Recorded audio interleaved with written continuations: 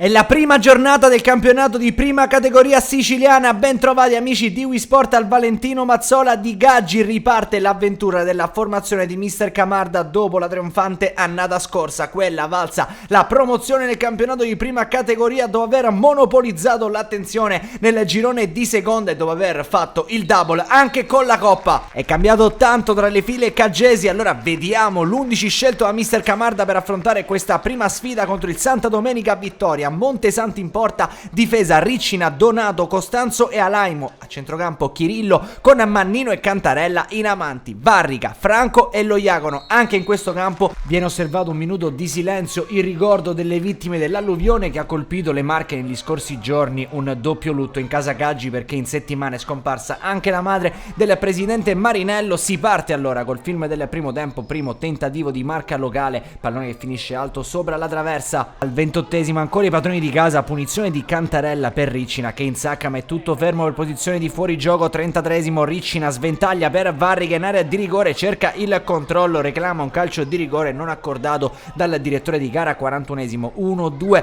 per Cantarella che prova il tentativo a giro stilisticamente bello, eseguito però male. Termina così un primo tempo un po' scialbo al Valentino Mazzola, ancora reti bianche tra Gaggi e Santa Domenica Vittoria in questa prima giornata del campionato di prima categoria. Al 55esimo ci prova anche Franco, 62esimo la difesa legge male la traiettoria, il Santa Domenica di Vittoria è spiazzato dal gol di Varrica che trova la rete con questo controllo col mancino, conclusione invece col destro, 1-0. Allora il neoarrivato Varrica si fa subito apprezzare con la maglia del Gaggi che effettua anche il primo cambio, fuori Baccaro, dentro Loiacono. Siamo al 63esimo, passano 3 minuti, c'è un pallone ancora una volta in area di rigore, Varrica di precisione impegna Grasso che pala in volo. Al 68esimo termina invece la partita di Chirillo, dentro Cipolla. 70esimo palla di Baccaro per Franco che da ottima posizione non riesce a trovare il 2-0. 75esimo cambio sugli esterni, fuori Riccina e dentro Pafumi. Minuto 81 ancora il Gaggi che spinge per chiudere definitivamente le ostilità. Il pallone lo riceve Franco che va di prima col destro, la sfera colpisce il palo, poi in area di rigore viene toccato così Varrica e allora è calcio di rigore e per protesta arriva anche il secondo giallo